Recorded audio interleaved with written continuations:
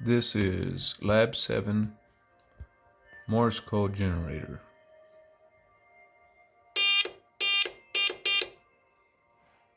As I press the switch, RV, the variable resistor, dictates how fast C2, the capacitor, discharges and charges current into Q2 and Q1, the transistors which oscillate an AC signal for the speaker to pick up.